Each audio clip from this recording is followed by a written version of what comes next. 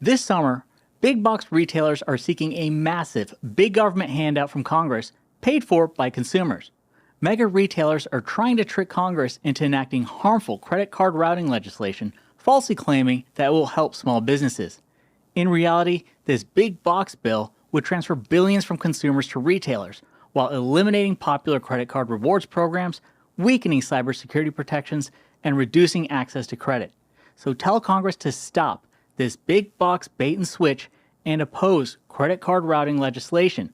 Visit stopthebigboxbaitandswitch.com to learn more.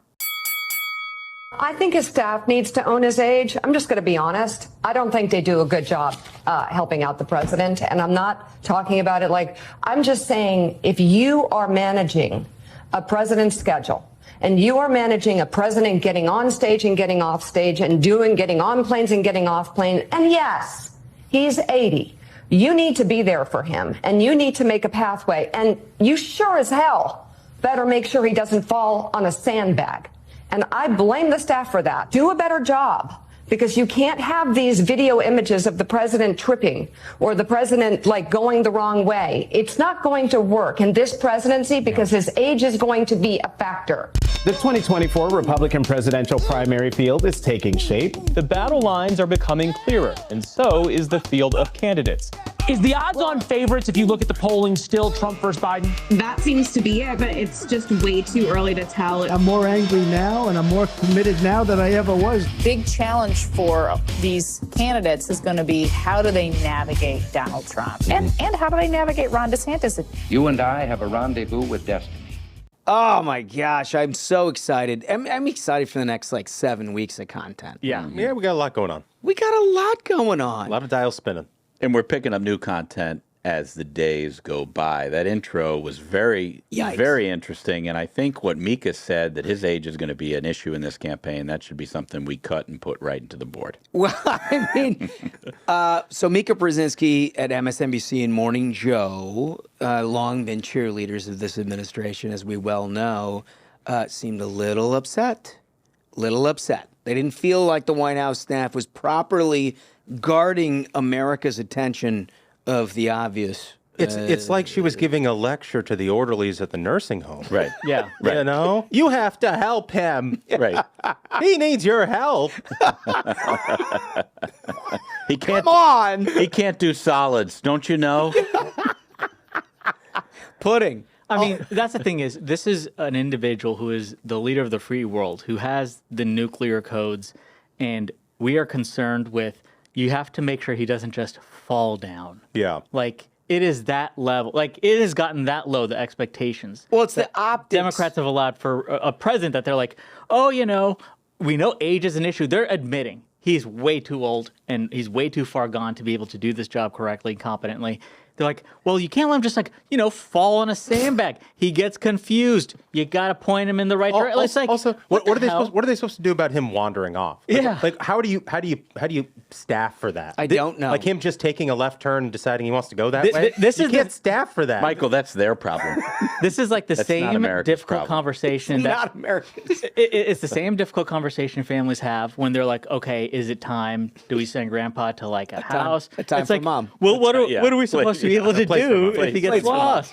That's the thing. A place for mom, indeed. So anyway, when MSNBC starts to be concerned about this sort of thing, it's permeated.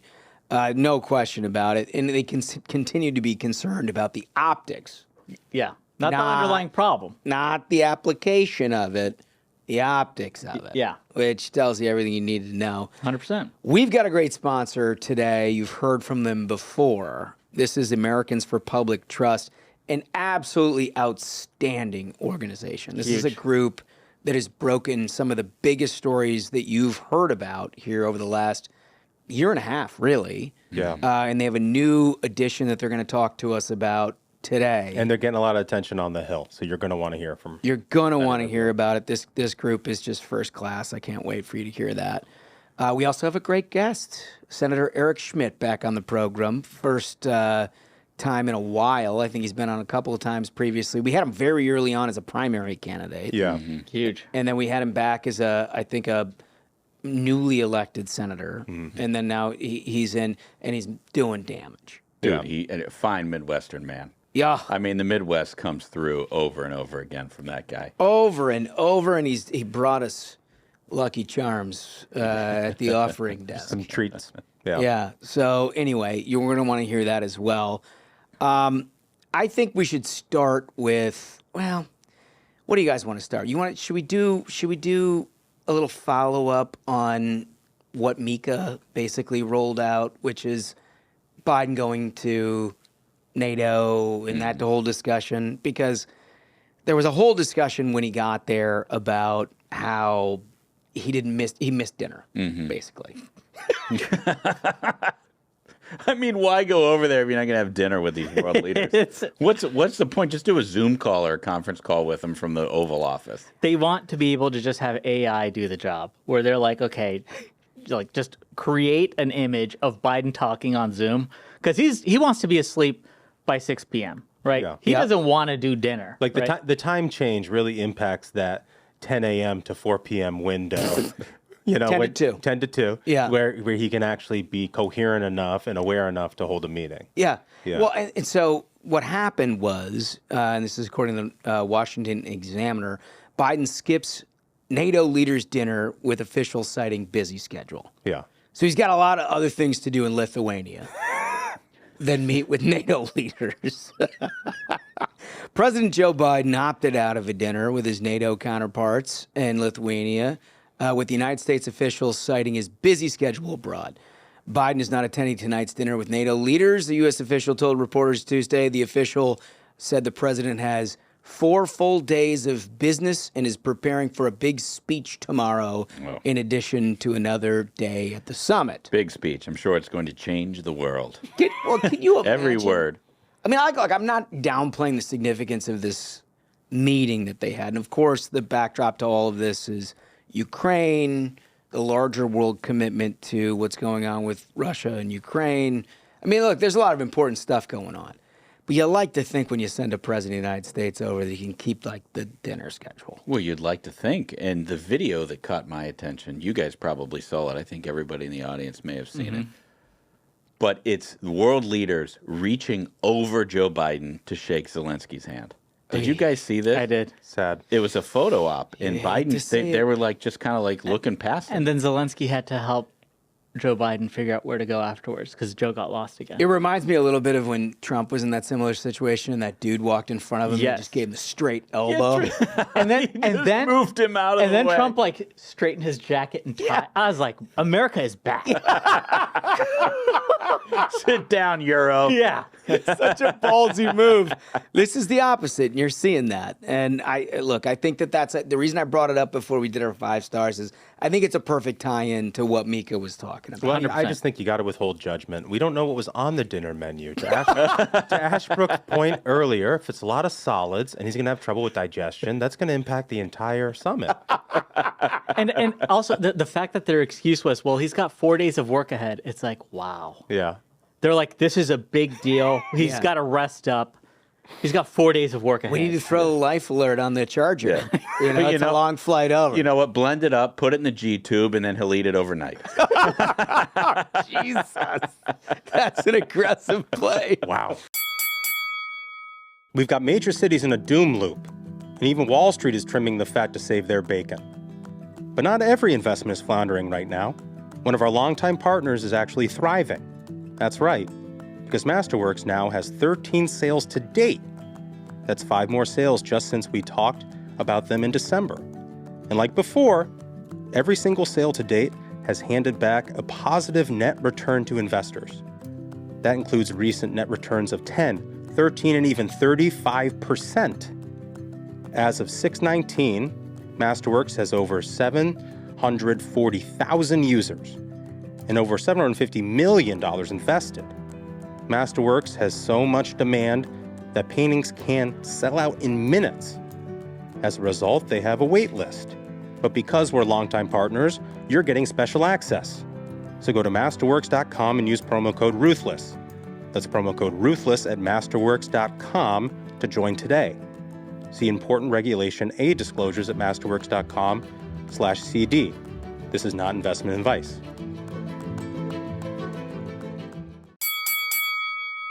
we are going to Iowa, and we announced this on Tuesday.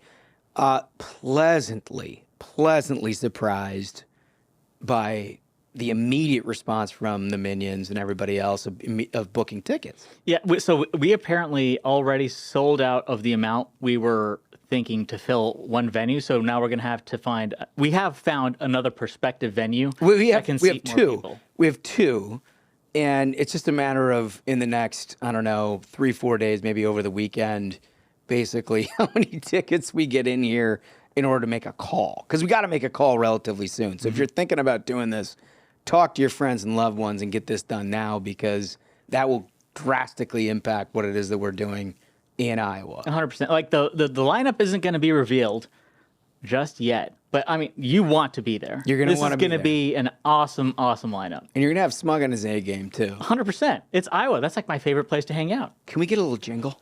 Give me a little jingle. Oh, I know all I owe, I owe way. That is so good. That is so good.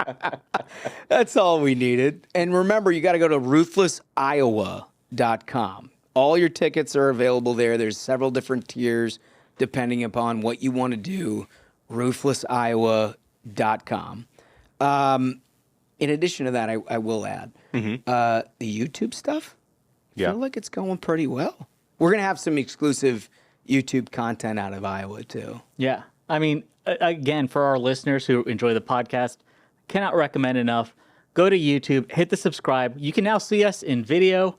Will's done an amazing job with the studio. And plus, like Holmes mentioned, we're going to have some exclusives up there that you can only find on the YouTube channel. So you definitely want to see that. So I'm a DirecTV guy because I have been an NFL ticket guy. Sure. In and of itself, that's the only reason, right? So they lost it and went to YouTube. So several weeks ago, I went to YouTube to sign up to make sure, because they now own the rights to the NFL ticket, and I'm not going to miss a single Vikings game. It's so funny. I ever do. I did the same thing. So I went there and I signed up, and as I'm signing up, everything's very easy and whatever, and then you click through after you've purchased it, and it brings you back to your kind of homepage, and it was like a Ruthless episode. Yeah, we're starting to hit the algorithm. And I was like, oh, this is fascinating. Let's just see how it looks on the big screen. So I clicked on it.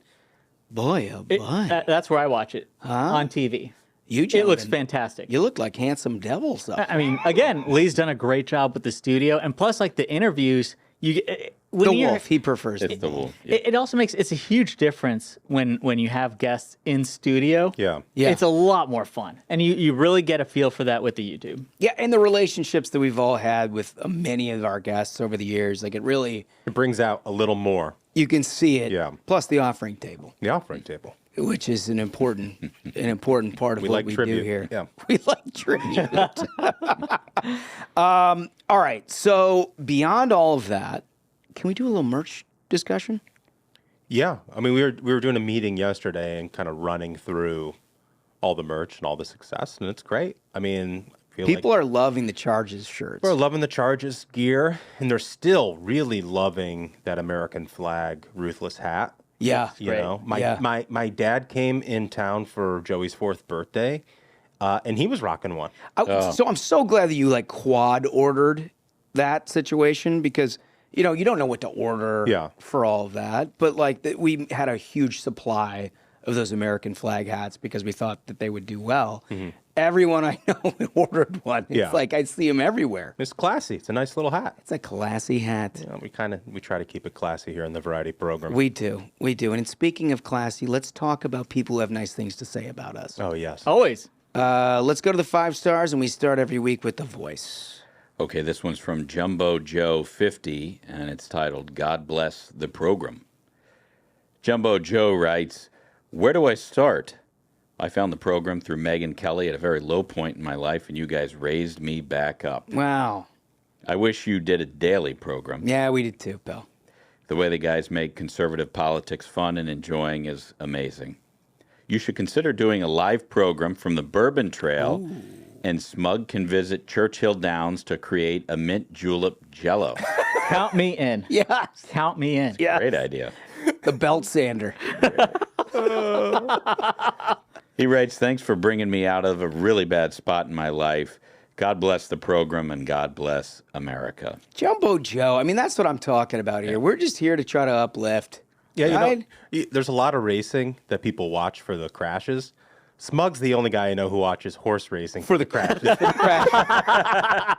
In the post-race euthanization. Yeah, right. Let's put a finer point on it. If you're not gonna let the horses have their drugs, you got to deal with the consequences. If TVG cuts away from the tent that they put over the horses, he's furious. Yeah. Nobody would pay for the pay-per-view version of TVG to show what's behind the curtain more than Smug. Let the people see. It's like the Coliseum. You know, you got to see it all the way through. All right, Dunks, what else do we got here? Well, this is from Lossifer026. Title is Killer Whale Warfare. Yep. Gentlemen, always bringing the excellence I have come to expect. I hope in the coming days I will see new merch shop items such as White House Clue, in which I can select Hunter in the library with the baggie of cocaine, and White House snow globes with the Biden standing out front of the green lawn. Some good merch ideas. Those are great. Great merch idea. In dealing with the killer whale menace, why not use dynamite that people use for fishing? That's a good idea. Put it in a fish and toss it overboard. Jam it in a blowhole as they pass. Or just use them like depth charges. Hope y'all swing through the Permian Basin one of these days. Wow, the Permian Basin. Wow. I mean, that's some good ideas of how to deal with the whale threat. Yeah. 100%. Well, I got my wife's family out there in Midland. Is that right? Yeah. A blowhole and the blowhole supporters, they feel like that's the way to take out a whale. Is that I think Ashbrook alone has been. He's pioneered an advocate approach for stuffing things in the blowhole. I think he's changed the world with that. Yeah. Stuffing things. I'd say it's the obvious solution, but I really like what they're saying with put dynamite in the fish. The killer whale goes for the fish, eats the fish, explodes. It's brilliant. Yep. Absolutely brilliant. Yep. That's how you stop them. Well done. All right, Smug. This is from Down with Bro County Country 58. Keeps Me Sane is the title. It says, have been listening for several weeks now, long followed along to Smug's Twitter. Thank you so much. And this show has been a revelation. I found listening to straight politics, analysis, social observation, parentheses such as Shapiro, only leaves me irate. The Ruthless program, on the other hand, is able to articulate and lampoon the blatant insanity and hypocrisy of the left without making me want to drive my car off a bridge during my commute. A perfect blend of commentary and comedy, and exactly the type of fresh air that conservatives need right now heading into 2024 and beyond. That is perfect. That's great. Perfect. Thank you so much for that. Yeah, well said. I love that. That's so good. All right, so as we do on Thursday, we do a little recap of the week and who we think won the week in the presidential discussion of this primary. Fellas, Smug, let's start with you today. What do you think? So I think this is the first time anyone has selected this candidate. I'd say it's Burgum. Yeah, dude. I think he stole all of ours because we all might agree on that. Huge Burgum win. So to get onto the debate stage, you have to have 40,000 donors. Yeah. And Burgum, who is a self-made billionaire and a governor, took a really smart approach where he has created a donation page that if you donate $1, he will send you a $20 gift card. In effect, he said first 50,000 people who give $1, I will send you 20. Total cost to him is $1 million, and he will hit the debate stage. That is genius. Totally genius. Absolute genius move. But just to amplify that a little bit, I mean, look, this is your line of work, Duncan. Yep. Cost of acquisition in terms of these donors, you're dealing with that anyway, right? Yeah, I mean, if you're prospecting online to find new donors and hit that threshold, a lot of campaigns will go into the hole doing so. In fact, the Democrats in 2020, a lot of them complained about that fact. Yeah. Right? A lot of these campaigns that sort of flamed out early complained that they ended up having to invest too many resources early on in finding new Democratic donors. Yeah. Now, as I always try to tell people who complain about this process, is like, you got to understand, the earlier you get somebody excited about your campaign and get them to open their wallet and give something and become invested in the campaign, the more valuable the life cycle of that donor is for the campaign, because they can give multiple times. They can sign up for monthly giving. They can donate to the Money Bomb.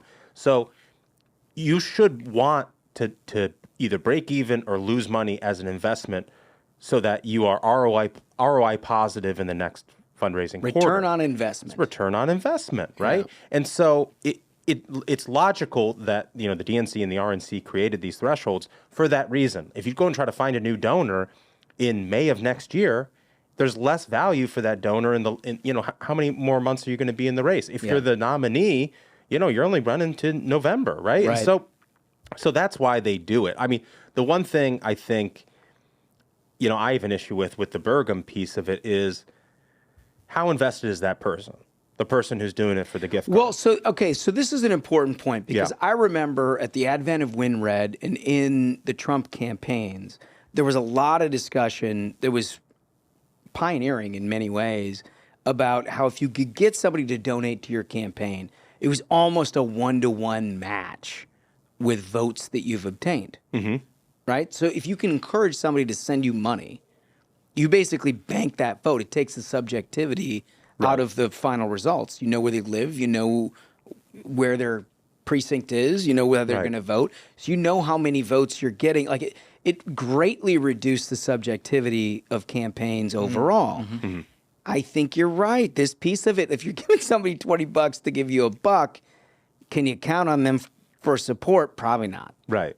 I mean, look, I appreciate the hustle and the gimmick of it all, but it's better to sell somebody a hat with your campaign logo on or something. Like if you're going to go in the hole on something that costs more than the dollar, do it on something a piece of swag that gets the message out there. That gets them invested in the campaign itself. Maybe Trump did with the MAGA hats. Right, exactly. But also, a couple things. So I love that the way that he packaged this in his tweets was right now, so many Americans are struggling because of inflation, of Joe Biden's policies. I'll help you out. Here's $20. Just donate $1. It's yours. We're going to send you, a Visa a gift card. You can use it anywhere.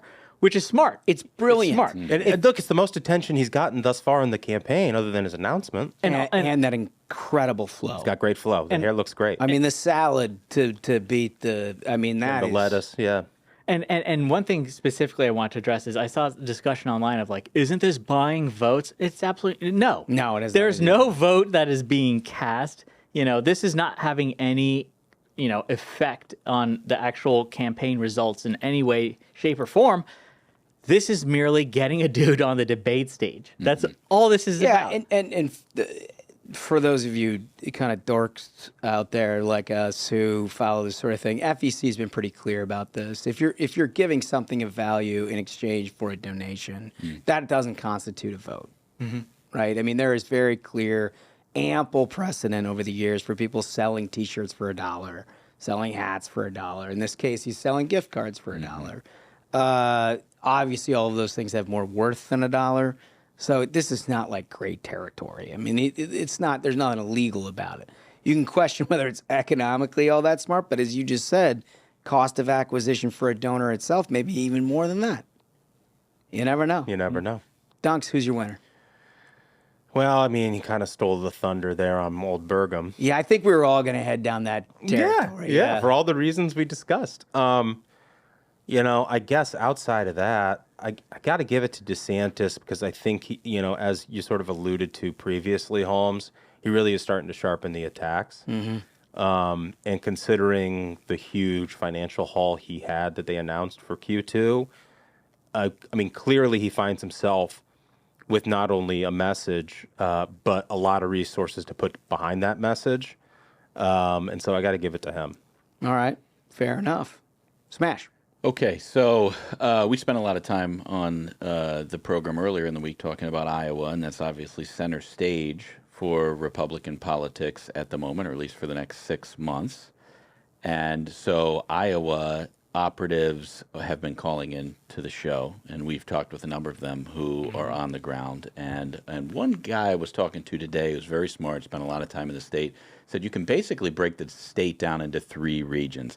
There's the western part of the state, which is very faith-oriented. These are daily Bible readers and people who may not love every aspect of what they've seen out of Donald Trump over the last 6 years. The Bob Vander Plaats.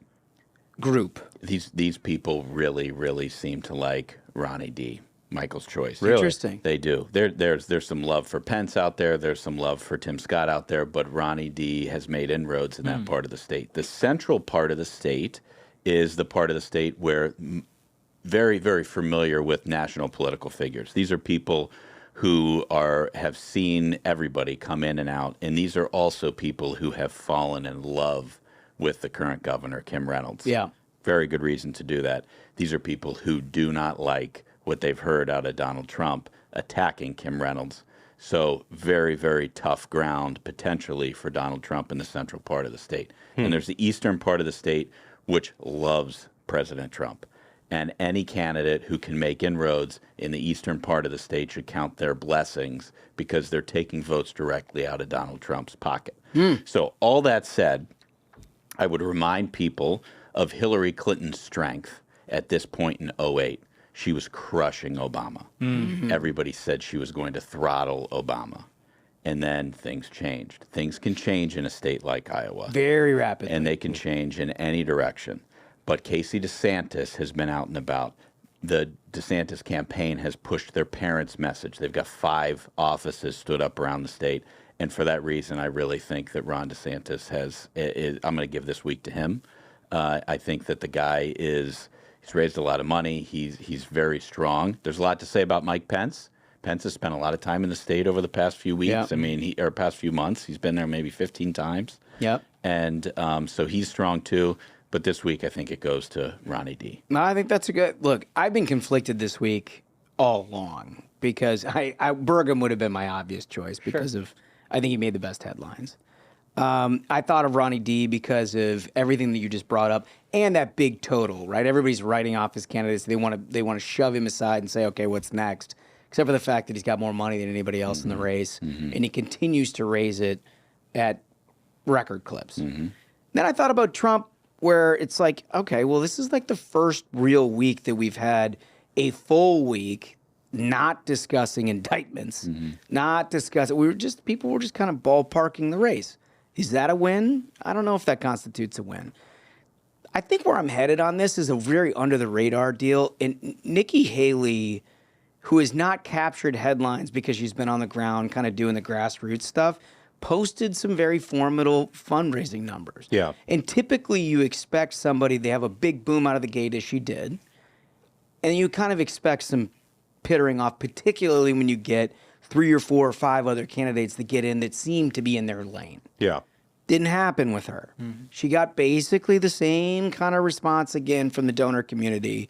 She's going to be on that debate stage, which, look, we can't just dismiss that stuff. No, Right. not You at can't all. just walk away from the idea. This is a very formidable field. These are really talented people. A campaign that is able to replicate a rollout again the next quarter, post the kind of numbers that get you on the debate stage, regardless of what the national polls say, tells you there are at least a fair number of Americans out there that want to hear what she has to say. Yeah. Right. So I think I give her the winner of the week. I think that's a really good choice, and I think that people have to remember that the Republican caucus in Iowa is set up a little differently than the Democrat caucus in Iowa. Republicans just write a name on a piece of paper, and that picks the winner. Democrats have multiple ballots, and it's much more complicated.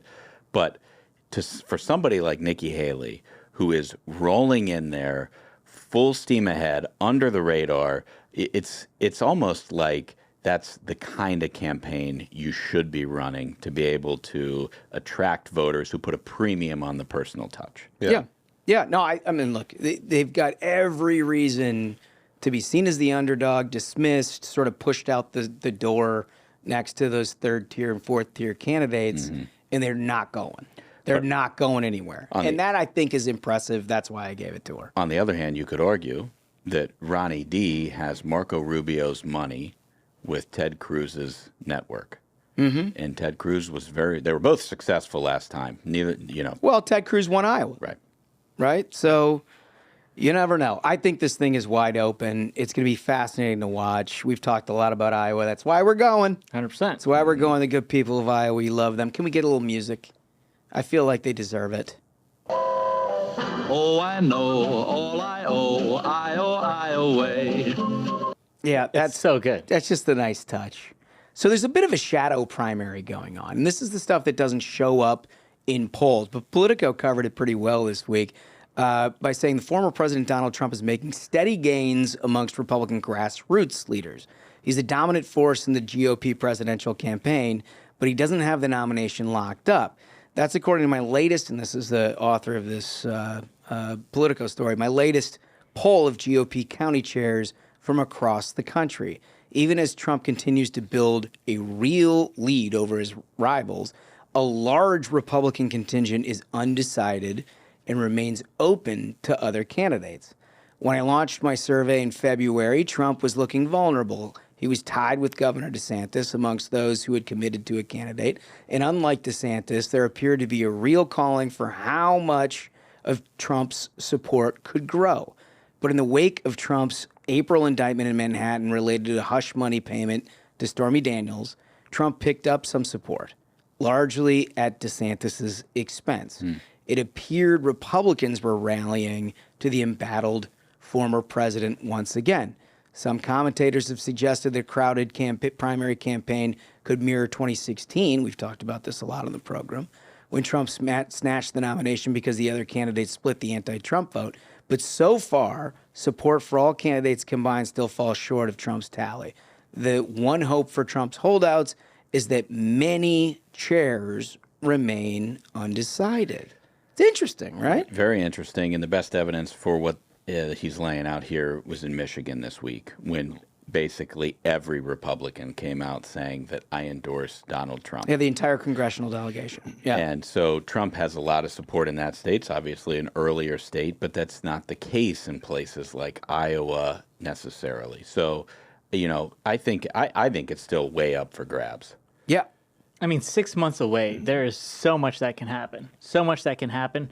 Again, I think we were discussing on the previous episode how it's clear that President Trump is frustrated in the sense that he feels, why should there be any sort of a primary? The numbers speak for themselves. But it isn't over. It's clearly not over when you have an outstanding number of Republicans who are supporting other candidates. So we do it the way we've always done it. You fight it and you take it. You know, it's king of the hill. Yeah. For the last primary. man standing. That's the way we do it. Well, and when Donald Trump won in 2016, he didn't have any of the support. This, you know, whether it's county chairs, None, zero. or members of Congress, or what have you. I think we're, you know, I get it, but I think we're, you know, perhaps the narrative building that exists in a horse race of a campaign sort of oversells the impact of some of this stuff. In that, you know, I mean, Donald Trump, with none of that establishment support, ran through the entire field and became the nominee. And clearly, Trump now has a lot of this sort of quote unquote establishment infrastructure of the party in his corner. Much of which he helped build. He helped build. Yeah. But it's also like the last to move against what it knows. Yeah. Do you know what I mean? Yeah. It's like the safe bet is the status quo. Donald Trump was president. Donald Trump was the nominee in 2020. What are the incentives from somebody to move off of that, especially where the polls are now? I think it's sort of a lagging indicator of where things are. So I don't really look at it as something that you know makes Donald Trump inevitable or what have you. I always think about these things, and Democrats actually have a recent case study, and you mentioned in 2008 with Hillary and Obama. The one that I think about is in South Carolina, not just in Biden in 2020, but also in Hillary and Obama in 2008, where Hillary had locked up the Congressional Black Caucus and a huge bunch of African-American support groups to say, like, she should be the nominee. And as that primary went on, as he started to nudge up and people started to see Obama more on the Democratic stage, eventually it got to a tipping point where that changed. Yeah. And I don't know if that's going to happen or not, but I've always thought the one danger to Donald Trump in this entire primary is that he's running in large part with the support of an air of an inevitability. And if somehow that is pierced in any way, you can see significant changes. Now, that has not been pierced, not even close. And in fact, I think, if anything, it's grown over the last couple of months, you know, whether it's related to the indictments or whatever, I don't know. But if they get to a point where there are other candidates that it looks like can win Iowa, you wonder about county chairs, right? I mean, these are inherently political people. Right. They're reading tea leaves the same way everybody else But is. it makes you understand Donald Trump's strategy. And I saw Jason Miller, his spokesperson on TV the other day, indicating he's not very likely to attend that first debate as of this moment. Now, of course, he could change his mind. He sort of left the door open, and we don't know if this is some sort of leverage tactic, as it often is with Donald Trump. But he loves to keep people. The greatest showman on earth. Right. But what I'm saying is that it's this prevent defense that Trump is running. Yeah. This air of inevitability, right? And if he shows up on that debate stage, will someone pierce it? Yeah. Right? Yep. No, I think that's right. I think you got to be real careful, as you do in football, not to play prevent, do soft. A little too soft. They come in underneath. You're gonna have to make some strikes. I agree. The Buffalo Bills found that out against the Chiefs in that AFC Championship. They did. Sad. They did. Do you guys want to talk about beavers? Yeah. Always down for animal news. Let's hear it. So, is this a study from PNAS? No. My God. There are children who listen. This is, as McDaniel has pointed out, because he's so well sourced, from WBSTY.com.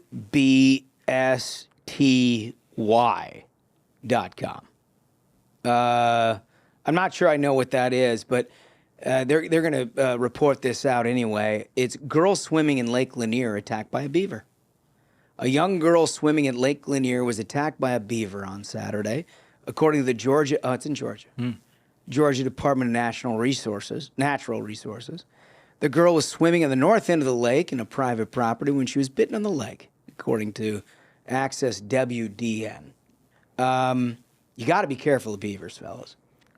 I mean, so I thought for a second I swore it was also a beaver in the news that attacked a surfer. Like, first off, what are they doing in the ocean? Like, is this a beaver? Yeah. Like, in the ocean? That's Dude, the thing. it's just like everything else with the animal kingdom. They're spreading out. That's They're the attacking. thing. This is starting to become a pattern. It's Well, like, in this day and age, they let beavers in anywhere. well, does it count as like an aquatic animal? Is this like an aquatic thing, or is this like a problem that's spreading? I guess they count as both. They're like by land and sea. Like, you know, they've got 2/3 of the triad covered. These fucking things. Yeah. And they're attacking people. Well, they're clearly in collusion with the killer whales. But listen to what happened. But they're doing more at this point. At this point in human history, they're doing more than just chewing wood and building dams. That's the thing. Okay, they are rabid animals who are out to massacre us. I see here more from the article. No, this is an important part. This is the most important This is the most part. important. As she was being attacked, the girl's father intervened, and he beat the beaver to death. Hell yeah. Yeah. According to Hall County Animal Control. You gotta love a dad that beats the beaver. This thing was no joke. It said straight up it was 35 to 40 pounds. Like, that thing is Yeah, that's big. That's they're living off the fat like of the bigger land. than a damn dog. Dude, they're living. They have it so easy right now. Unless we put our foot down, just like this dad in Georgia, they're gonna take over. How do you beat a beaver to death? Do you grab it? Do you grab it by the tail? You grab it by the tail, like that big old tail, and you just sort of whack it. Well, I think you whack that's the like their beaver? weapon, isn't it? Like, those things are serious. I think he just like beat the hell out of it, dude. Well, Holmes, what's wrong? You don't want to talk about whacking the beaver? The child's condition and identity has not been released, according to Lieutenant Jed Smith. The DNR said it's unclear why the beaver attacked. There was nothing to indicate that there was a baby beaver anywhere in the vicinity that was being protected, or that the beaver was sick. Otherwise, it's just an angry beaver, he said. Now it's a dead beaver. It's a dead beaver. Thanks to the bravery of one man. And thank God there are dads that are whacking the beavers all over the place. That is a very important thing. Amen. Hats off to him, right into the program, Mr. Beaver Beater. All right, so next segment. This is an important piece that we're talking about that we addressed in Who Won the Week. And it was all about this threshold for how many donors we can get. I think we can breeze through this pretty quick because we covered most of it. But there was a Cockburn article. Oh yeah, Pal Cockburn. Listeners will remember we quibbled with Cockburn. This is, of course, a distinguished journalist from The Spectator. And Duncan has a relationship with, might I add. I do? Well, you've been quoted in Cockburn. Oh, yes. So I'm Yeah, assuming apparently. that you've had lunch at the Occidental or one of these DC You and establishments. Cockburn see eye to eye. is that okay? No, I just maybe Cockburn's turned a corner, is now a friend of the program. You think Cockburn's? Well, it was pulled directly from my tweet thread, so maybe they're a friend of the program now. Perhaps, but so all of this is about desperate GOP candidates hatch schemes to reach debate donor threshold. They go through the whole Burgum thing that we talked about. They go through Vivek's thing that we talked about, the triangle, as we were discussing. And then they talk about Asa Hutchinson and some others who are trying to figure out how to get there. They spent some time talking about us in the middle of that, too, don't they? I think what's interesting here, Tom Steyer, when he ran in 2020, was sort of the pioneer of this strategy that Asa's using, which is that candidates' PAC might solicit for small dollar donations on behalf of the campaign. Like, they're the ones sending the email, but you click the link and it goes to a donation page that, bundles the donation for the candidate itself. Okay. Yeah. Right? That this is another way to sort of get around the problem of the costs of fundraising are high, the cost of donor acquisition are high, so your super PAC sort of handles the heavy lifting there, so the candidate campaign doesn't have to worry about that problem. Look, there's a lot of innovation going on. I mean, that seems to me like a smart approach. Like, I think that's a very good use of the super PAC's resources, is if you can have them point towards getting hard dollars for the campaign. That's like Duncan mentioned, the cost of acquisition for donors, having the super PAC do the heavy lifting on that and taking the cost. So it's just like pure profit for the hard dollars for the campaign. And then when it comes to the time to run the TV ads, the candidate campaign is flush with cash that they can get at the lowest rate when they book TV. Seems like a really good utilization for super PAC to deal with that. Yeah. And I think, by the way, the one thing that we didn't mention in any of this is Christy, friend of the program, went on Stephen A. Smith's show. Oh, yeah, I heard about that. Who has a massive audience. Yeah. Not a conservative, it's a sports audience. Yeah. But so you get a little bit of everything. I guess they're friends. Christy and him are friends. So Stephen A., if you've followed him, he's got friends from across the political spectrum. It's why he always has nuanced takes on everything, right? He's a very, very interesting guy. Very interesting, smart dude. He's an ESPN guy. If you don't know that's him. the thing is, I think this is a very important point to make, is because he's a sports guy, and we used to be able to have sports in this country that weren't tied to politics. Yeah. Maybe that's why he has so many friends. Like, it's become insane, like, now, essentially. Yeah, it should be canceled. If it wasn't for Stephen A., if he didn't have the brand that he did, yeah, totally, an unfireable brand, just interviewing somebody like Chris Christie would get him in hot water. Yeah, he was getting dragged online for being like, Chris Christie's a friend of mine. They're like, how could you be friends with the Republican? Don't you know you're a Nazi now? And he's basically like, go fuck yourself. Yeah. Which is what I love about it. I love that. Just as American as it gets. So, but he goes and does that. Look, he's going to have a couple of million people that are subjected to what he has to say, whether they like it or not. You got to imagine that helps him get to that 40,000 donor threshold, but he's getting pretty innovative too. Yeah. I mean, honestly, if I had to guess, Christie is absolutely going to hit that. Like, come hell or high water, if for nothing else, people will give money to see, because on the debate stage, he's just a terror. Like, people have seen what he does. People want to see him. I also think it's probably the number one reason why Donald Trump doesn't want to show, to be honest. It could be. I mean, if you're Donald Trump and you've got a 35-point lead in Iowa and nationally, do you really want to go stand next to Chris Christie? I wouldn't. I wouldn't. Yeah. I mean, the guy's a absolute bulldozer. I will say, though, at the same time, I would not discount Donald Trump on a debate stage either. Never. No. He's in his own right an absolute terror. Like, what he did to Hillary, that whole moment of, like, because you'd be in jail, like, he's done that to so many people on a debate stage, just like bodying them and just essentially just destroying their reputation, making like them radioactive to the base. It's incredible. And I think voters deserve to know, does he still got it? Totally. He probably does. He might not. I mean, there's no better way to demonstrate that he still is who he's always been than standing up against all these comers and just face to face shutting them down, just like he did in 2015. And that's why I think he's going to show. That's what I think. I mean, and he loves it. He so. loves it. He's the king of spectacle. He's the king of capturing attention. That's why, I mean, and he knows it. He knows. He knows he's the best at getting folks to pay attention. The idea of him not coming to the first debate is like P.T. Barnum refusing to show up in the red coat. Yeah. You know, it's like the elephant's great. You know, the juggling bear, wonderful. You know, the lady with the beard, great. We bought the ticket. Right. But you know what? The lady with the beard's not quite as interesting now.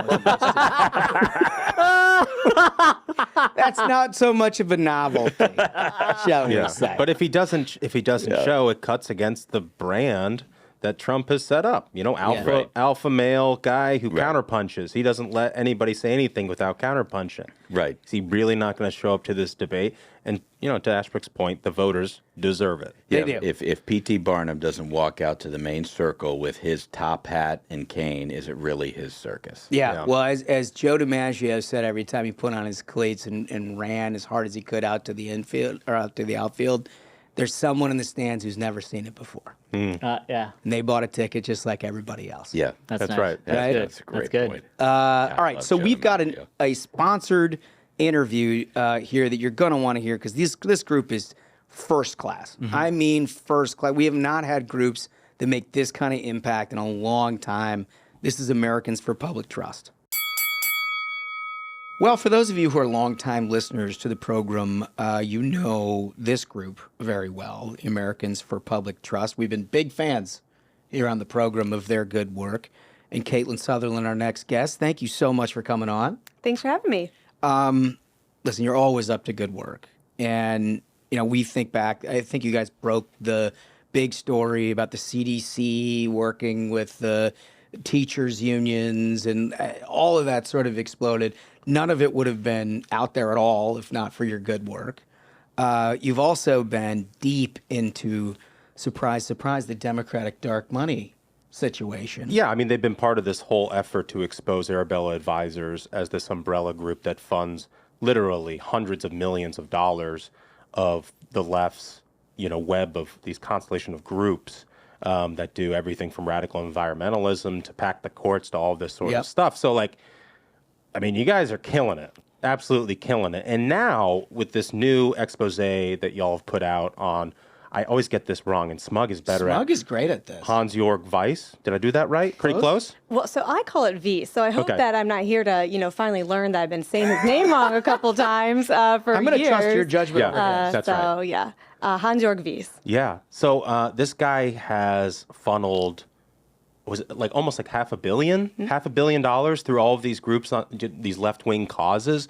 And I know you got this new report out. Can you tell us more about that? Yeah, that's exactly right. So we have been pulling back the veil on Hans-Jörg Wyss's foreign influence in our elections, and we've been able to track that he has poured nearly $500 million, billion with a B, to influence our elections. And how does he do it? Well, he does it through his two different foundations, a 501c3 and a 501c4, and most of that money is funneled through, as you said, the Arabella Advisors Network. And it trickles everywhere across the country to ballot initiatives, to local races, to U.S. Senate elections, to defund the police campaigns, to K through 12 indoctrination. I mean, this money goes everywhere. It's just wild, right? Because you've heard Democrats decry dark money for years.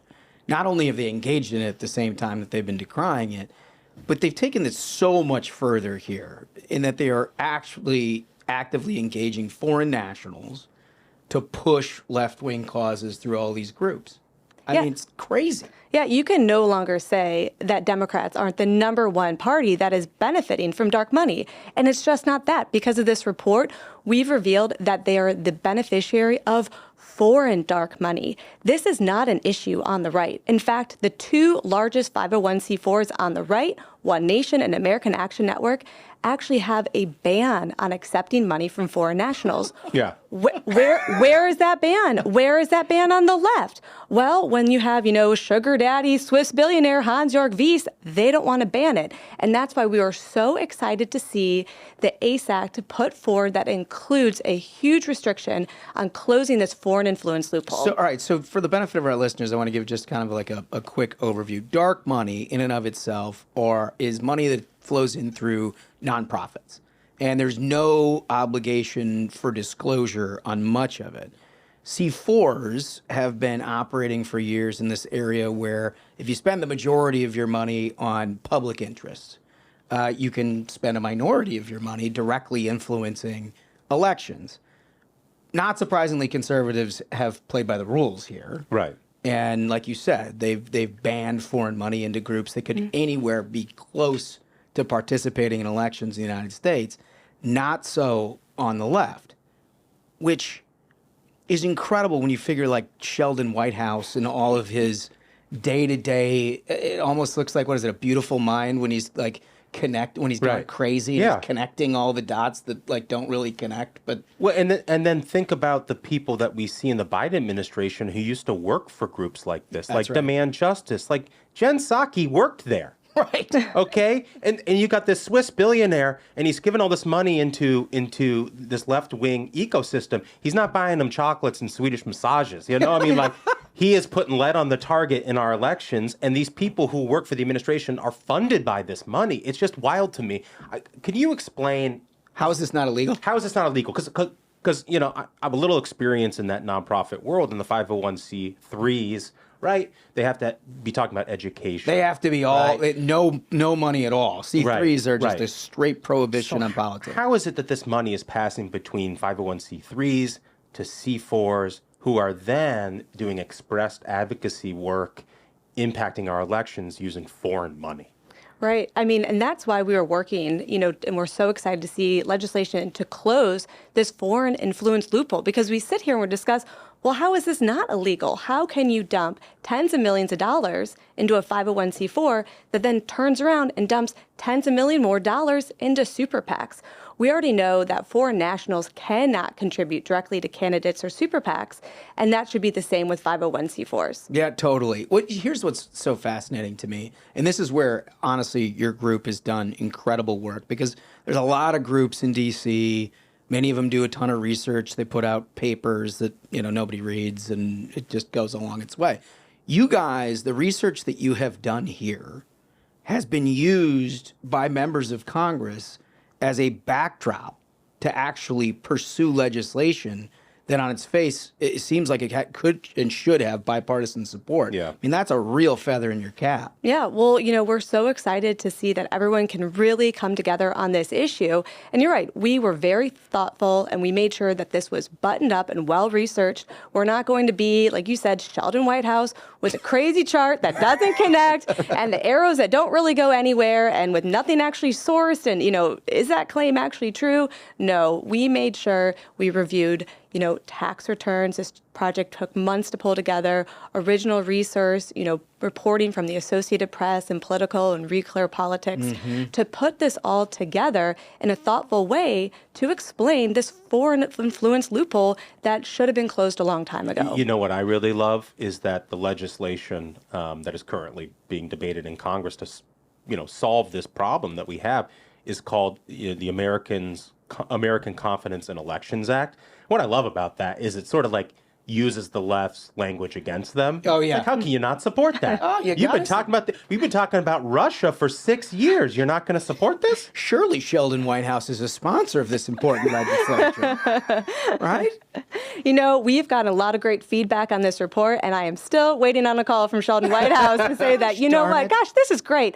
I want to also ban foreign dark money influencing our elections, because you're right. When you say, let's work together to ban foreign dark money that is influencing our elections to the tune of almost $500 million, how can it not get bipartisan support? Right. You should send Whitlock over there with a little like care package for Mr. Whitehouse to just, you know, maybe he missed it somehow. Yeah.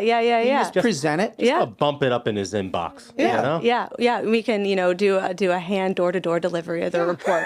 Maybe I'll swing down to the Hill after this. Because of your concerns, perhaps have a look at this. Yeah, it's a short report. It's only 10 pages. Anyone can read it. There's lots of graphics, and it's easy to digest that anyone can understand it. Oh, man. Well, I know you guys have been doing a lot of work on this, and we may have a couple of tweets out there that you guys have been putting out. We'll put those up later. But I think the important part is you're not just like resting on your laurels on this. You're pushing people to acknowledge that this is happening. Because we saw, I mean, with the initial reports that you guys did, of course, the left just entirely ignored it. getting tougher to ignore. Yes, it's getting tougher to ignore. And, we've put everything into one place. We're so excited to see that congressional action to close this foreign influence loophole. And what is so important is that we are taking action now in 2023 ahead of a presidential election. Yeah. We cannot allow foreign nationals like Hans-Jörg Wyss to pour his money again, another election cycle, through the Arabella Advisors Network to influence our elections. We must work to stop it now. And one of the things that they did at the very beginning, we covered this a lot, was connect Arabella to the constellation of fake news outlets across. And these were really amazing. Because Courier Newsroom. They would stand up these newspapers that looked kind of like local online publications, had very official titles. Yeah. And then they basically just print lies. Yeah. Just left-wing advocacy. Right. Yeah. And then they do enough promotion where it shows up in people's social media feeds. It's really strange. It seems like they cropped up out of nowhere right where we were running statewide campaigns, maybe for United States Senate and things like that. I'm sure those things aren't connected, though, Josh. Absolutely not. And it sounds like you could maybe characterize something like disinformation. Wow. I don't remember the disinformation. Well, I know Sheldon is very much against that. Yeah, no, they all are. They all are. Well, thank you for your good work. Yeah, well, thank you. How does everybody follow along? Go to your website? You can follow us at Twitter at @apublictrust and take a look at our website at americansforpublictrust.org. Good, and you ought to do it. You ought to get involved in this group because we have been very big fans, and they've been great partners for the Ruthless Variety program, so thank you. Thank you for having me. All right, so fellas, that's a great. I mean, look, they've been doing great work. I think this gets next to zero attention in the mainstream media. And it needs to. I mean, it's important, everything that they've been bringing to light of the effect that the left has had in just using this like left-wing dark money just to take over essentially every facet of our lives, whether it's, prosecutors like Soros put in, or whether it's trying to enact these crazy policies like taking away gas stoves. It's important that there's a group out there shining a light on this, and it's important for folks to know. And they don't get that from the mainstream media, but they get it here. It's just wild for the left to talk about Russia for 5 years and then turn a blind eye to foreign billionaires trying to buy elections. I mean, it's very important. It is very important. It is very important. All right, so we're going to play King of the Hill today. Yeah, we have to. And I made a motion. Who's the judge? Who is judge? I think that would be me. Oh, wow. Well, Smash is the judge. Mm-hmm. I was going to make a motion early on that because of the 4th of July and a 2-week layoff, that we extend the number of days that we have available to us to look at a 2-week window for our presentations. It seems fair to me. I'll allow it. Co-counsel? As bailiff, I'll allow it. I'm good with it. Okay. Well, the judge, in light of the bailiff's suggestion, Judge, you should allow. But more importantly, counsel and co-counsel. I think we're going to allow it. I like bailiff is trying to supersede. It's just ridiculous. The bailiff allows it. The bailiff is pulling the string. Guy can't even. Incredible. Okay. All right. Fair. Right. Good. So I'm going to have Jennifer Rubin, the defending champion, and Duncan. I am bringing back Steve Schmidt. Oh, wow. So let's go ringside. Ladies and gentlemen, your attention, please. It's time for King of the Hill. In the red corner, fighting from his back porch in Utah, the old hot man, Steve Schmidt. And now, in the blue corner, fighting out of the Washington Post and current champion of the world, Jennifer Brainworms Rubin. That's such a treat. I mean, what was that guy's name? Michael Buffer, the Let's Get Ready to Rumble? I think Ashbrook's got him. I think he's got him hammered. It's like a combination between him and like a Mills Lane or like a Jimmy Lennon Jr. Yeah. It's there's a lot there. There's a lot there. Yo, Batman. So good. I'm just really enjoying that I get to play Steve Schmidt against you because I feel like he's sort of your spirit. No, I animal. know, Yeah. and I'm nervous about that. Yeah. I would be less nervous, or I would be more nervous, I should say, if I didn't have Jennifer Rubin, who I find incredible.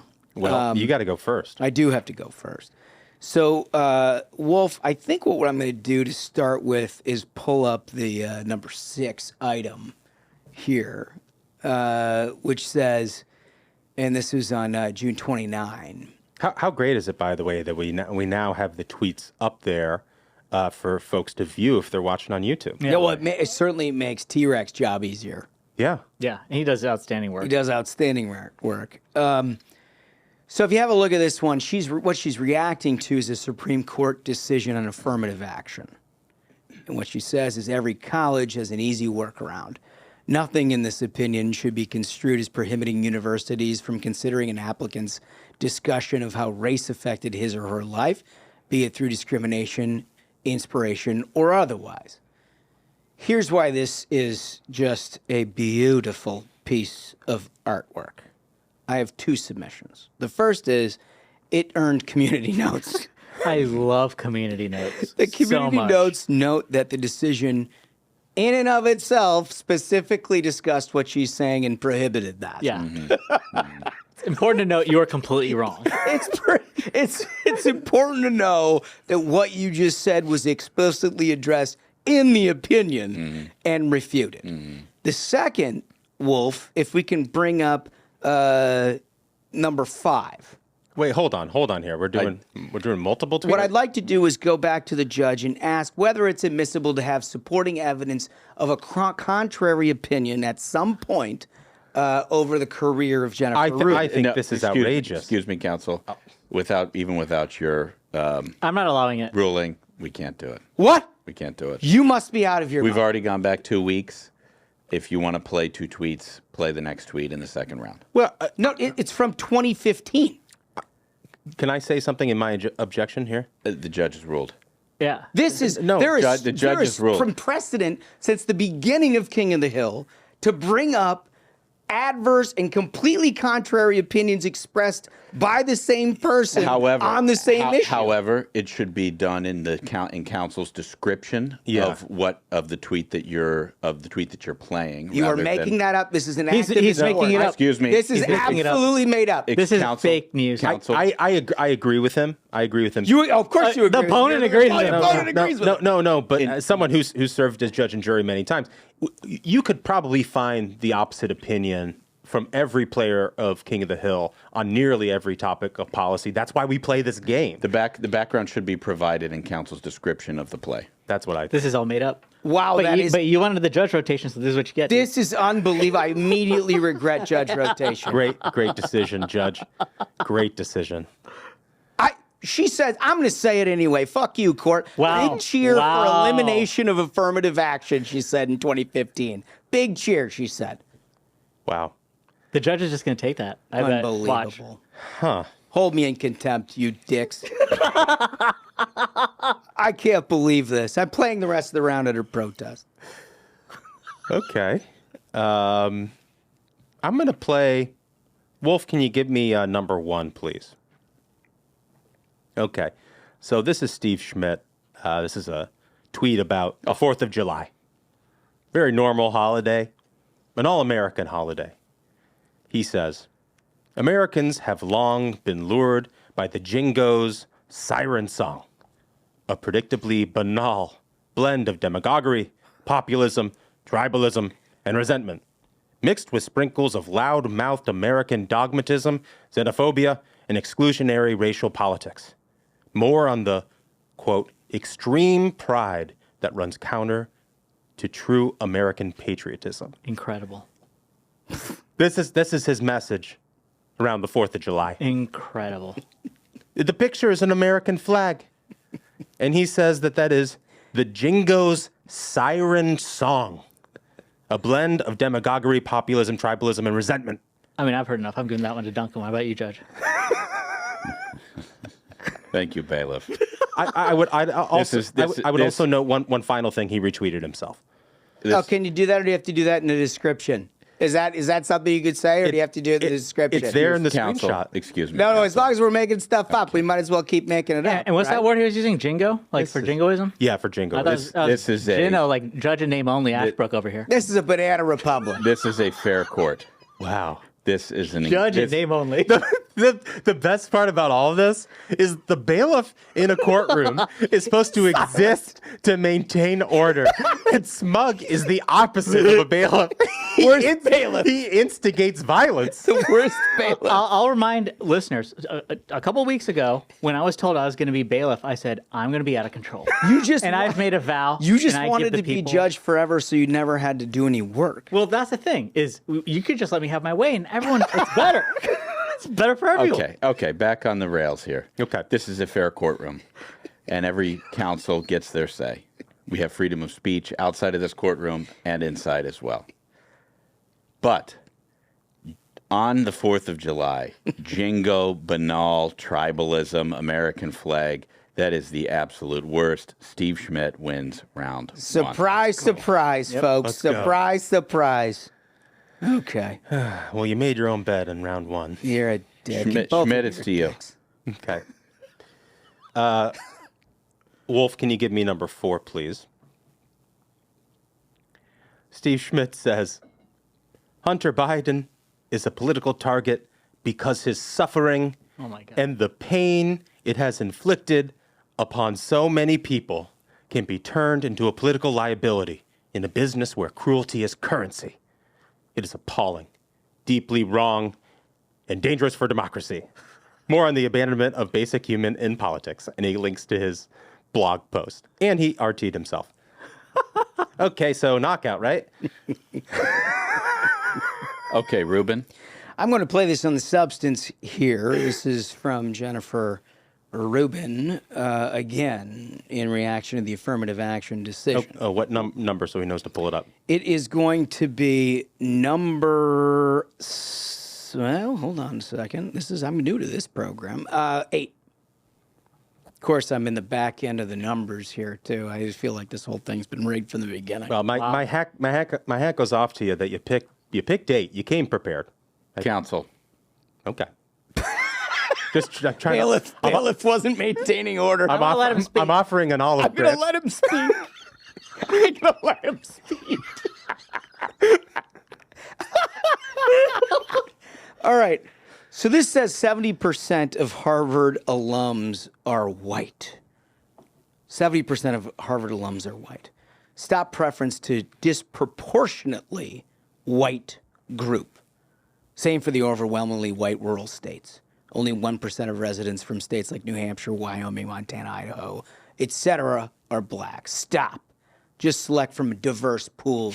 Majority so blind it doesn't get this. Oh my God. Wow. May I enter into evidence the statistical evidence of what proportion of this country is in fact white to prove definitively that Ms. Rubin doesn't understand the definition of disproportionately? It's permitted. Okay. Well, in that case, I will pull it up, and it is 75.5%.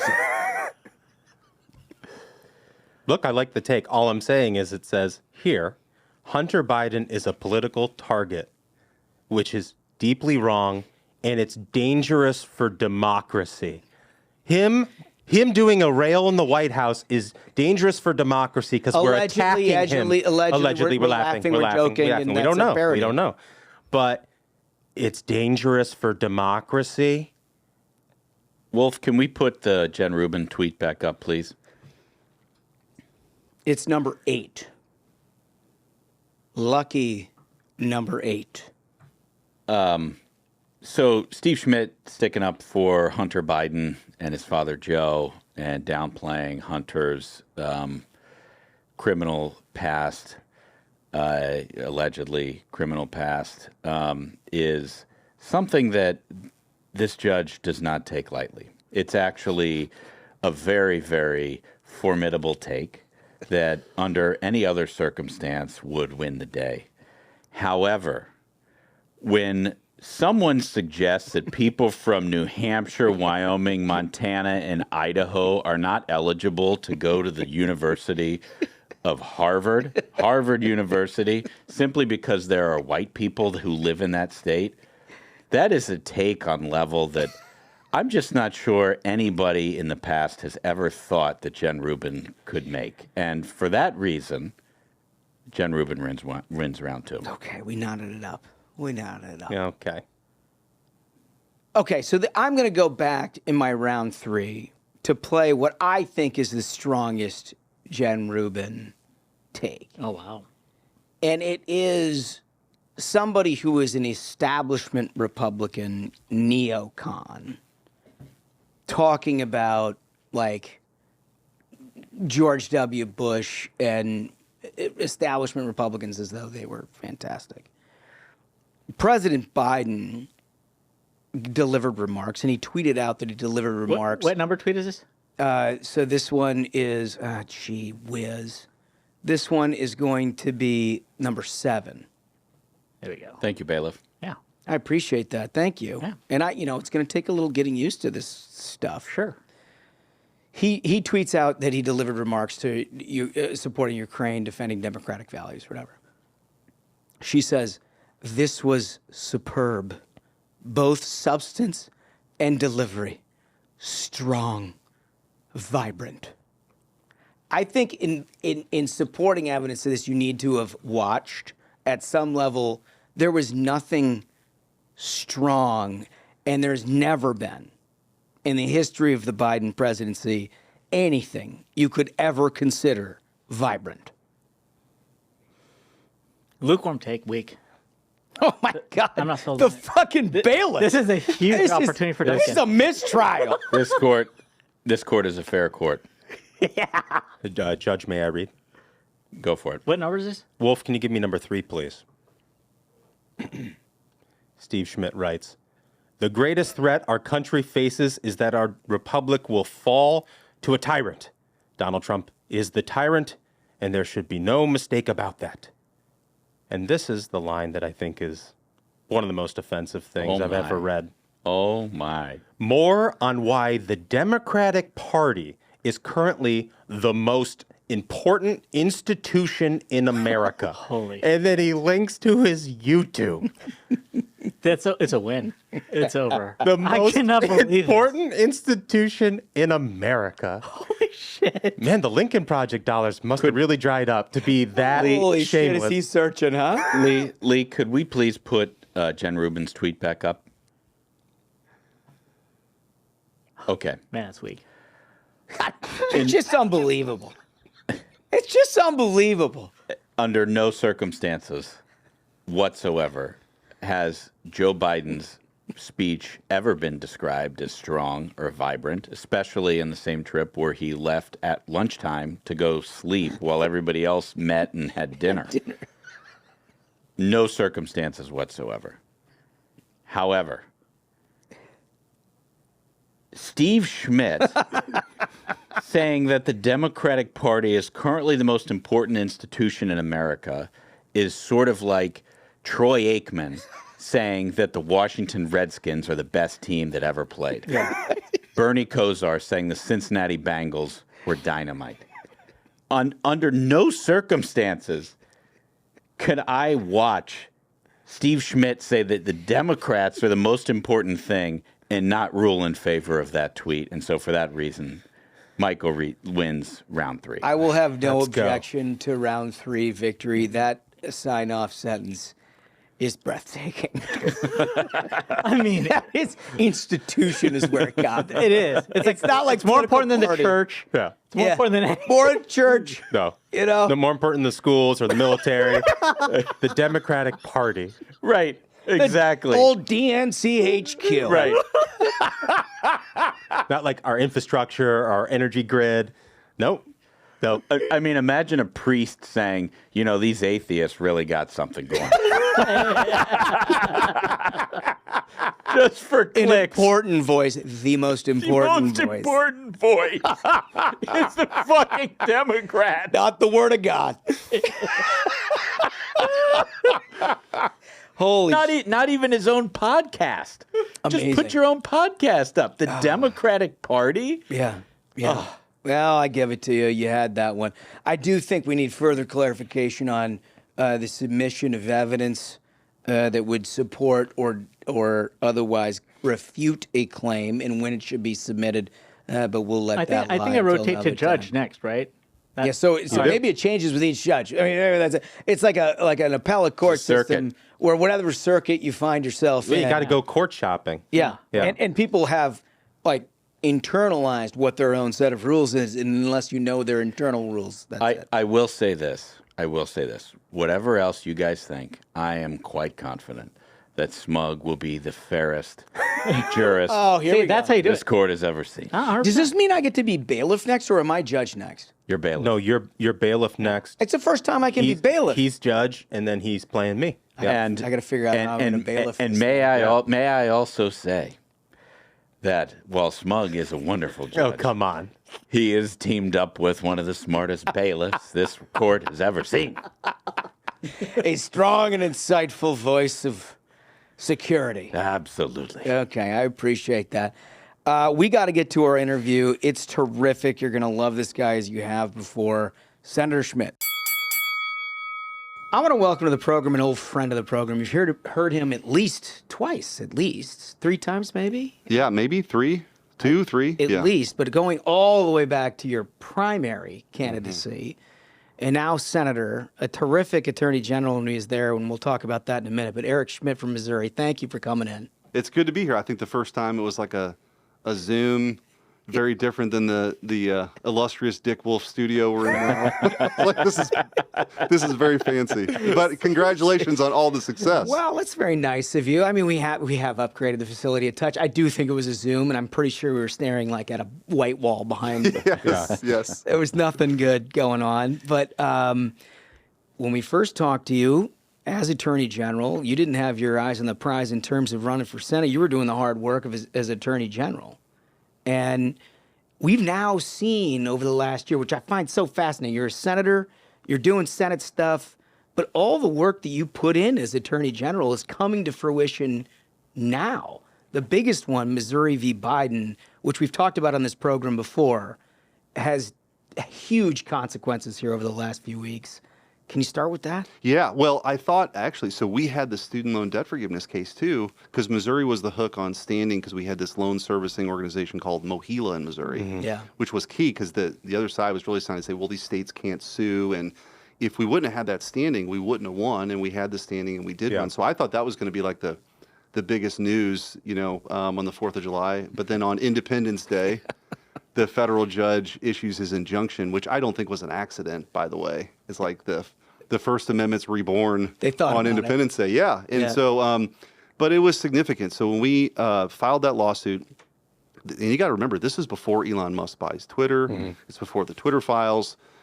And if those two things had happened, the lawsuit and Elon Musk buying Twitter, still all of this stuff is just not known. It's in the dark, and people be called conspiracy theorists, and we need to combat disinformation with censorship. All this stuff would have been still happening. So we filed the lawsuit, and importantly, we were able to do discovery before these motions kind of played out, because that ultimately was... and that's what we were talking about before, is some of the things that you'd found during discovery. Yeah, so it was a vast censorship enterprise, is how we've described it. And it's really shocking, honestly, the extent of it. So it went from, agencies that people never heard of, like CISA, and then you've got the CDC, and you've got then the White House officials, and then them outsourcing these nonprofits, or at Stanford University or University of Washington.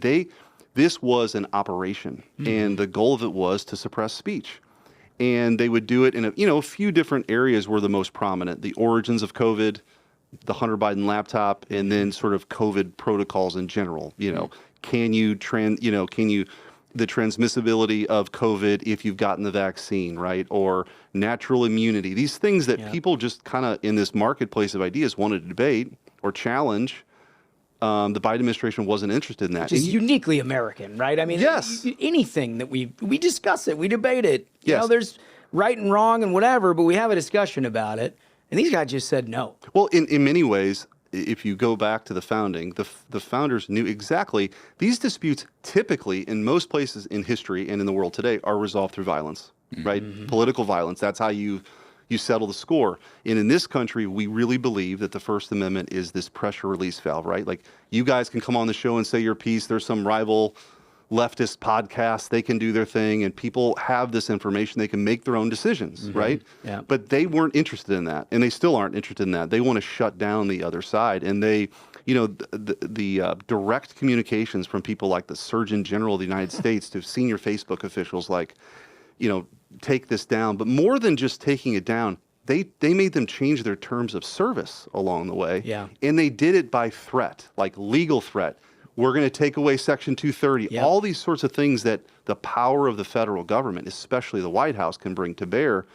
That was the linchpin for the judge to say, okay, you are coercing. You are now, the thing you're not allowed to do as the government, you can't now get big tech to do it for you and hide behind this. So it was a very significant ruling. They're still challenging it, but there's more work to do. I'm going to be working on legislation with others in the Senate to sort of codify what the judge did and also say people have a private right of action if they've been aggrieved by this. I mean, so there's a lot to do, but no doubt this has uncovered, well, as in the judge's words, perhaps the most extensive censorship enterprise in the history of the country and an Orwellian-like ministry of truth. His words. I mean, that's how the evidence that's been presented so far. So I'm certainly gratified by it, but it's scary too. I mean, this is the United States of America, and the government shouldn't be telling you what you can think or hear or say.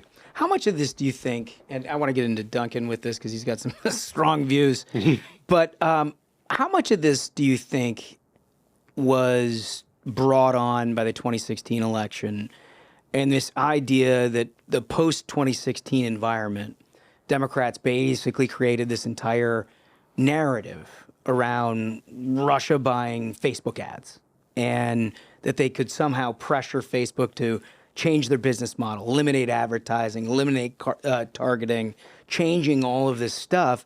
And then they sort of viewed them like they historically viewed utilities or communications companies, you know, like Verizon's and AT&T's or whatever, where they were like partners with the government on various items. How much do you think all of this was bolstered by that movement? Well, I think like so many things we see right now, Trump and COVID broke the Democrats. Yeah. And so I think what they said was, we're never going to let something like 2016 ever happen again. And we're going to marshal all of our resources because they're aligned with us to, under the guise of misinformation or disinformation, to shut this down because we can't let that ever happen again.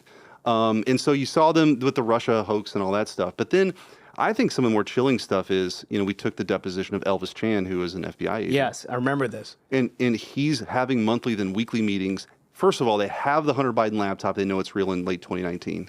In 2020, leading up to the election, he's having these meetings saying, look out for these Russian hack and leak operations. Look out for these Russian hack and leak operations. The Hunter Biden laptop comes up according to Yoel Roth in his sworn affidavit. They specifically mention it and trying to, again, to suppress the story before it comes out. So that stuff is just sort of chilling. So in this order, the FBI is also one of the entities and agencies that's prevented now from engaging this kind of conduct and flagging and have this sort of discourse with these social media companies, which is huge. No, it's amazing. It's in all these discussions, I kind of feel like Walter Sobchak, you know, in The Big Lebowski, and I'm sitting at the coffee counter screaming, you know, the Supreme Court has widely rejected prior restraint. And with all this stuff in free speech, like you're talking about prior restraint. You're talking about preventing people from saying stuff before they can even have a debate, right? And, you know, back to 2016 and everything thereafter, whether it was Trump and Russiagate or COVID, I think what the Democrats did, either, you know, wittingly or unwittingly, is they have built the low trust society that we live in today. You know, and that not being able to discuss things like natural immunity or the likelihood of somebody getting an infection from a coronavirus after taking a vaccine. The flu shot exists, people still get the flu. Yeah. Like, that's how this stuff works. But not even being able to discuss it has made our society more skeptical of stuff that is facts, just because they have sort of plowed the ground of mistrust among Americans. Like, how do we fix that problem? Like, I worry about the future and that COVID might have just permanently broken people's trust in institutions. Well, obviously, institutions sort of have to hold. I mean, they're doing right now with the Supreme Court. Yep. Right. They don't like the outcome, and instead of working like conservatives did for generations to have people who believe in the rule of law as opposed to making it up as they go along, right? They want to just discredit it ultimately for the goal of packing the court. And if that happens and you want to say it's 13, well, why not 50? Yeah. Why not 100? Right. And then you really are down this path of this banana republic that people are warning about. But I think the first thing we got to do is confront this stuff. And so when I was AG, we were suing local school districts and the bureaucrats who were shutting down schools and imposing mask mandates too, because in the media lost their mind, the Democrats lost their mind. But the truth was, if you were a kid, you were more likely to die of a lightning strike and twice as likely to die of a dog attack than you were of COVID. Yeah. But yet they created this culture of fear and nobody's safe until everybody's safe. It really is a kind of a authoritarian playbook, right? That kind of dovetails into the administrative state, which is if you can create that kind of fear, if you can create an emergency, all of a sudden, this is what tyrants have done since the beginning of time. You consolidate that power and you exercise it in a way that we saw that I don't think we've seen in America before on that kind of scale. Well, we know that this authoritarian playbook isn't coming from nowhere. We know it's funded by outside forces, very, very deep pockets on the left wing, including people like George Soros. And we know that George Soros is running candidates, DAs from around the country, and it's not just on the East Coast. It's not just on the West Coast. He had DAs in the Midwest. He had a DA in St. Louis. And I know that you guys have dealt with that there. I'm sure you've been fighting these guys for years. Yeah, and it's hard to, this was happening. I mean, Soros made a decision if you think about the power of a local DA, there's only one person in that county. So St. Louis County is 1 million people. St. Louis City is 300,000 people.